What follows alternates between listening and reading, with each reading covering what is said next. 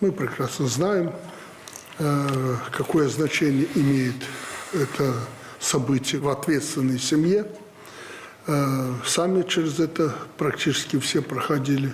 Поэтому очень важно обеспечить такую систему, которая бы убеждала наших людей в справедливости проведения этой кампании. Чтобы люди не волновались, что будет честно. Вот я не сомневаюсь, что будет честно, хотя нечестно и не было. Потому что Комитет госконтроля, он и в этом году будет контролировать процесс.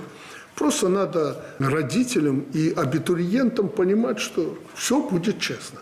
Есть знания, знаний маловато, надо еще и удача, чтобы была. Вот знания плюс удача, и будешь учиться в вузе.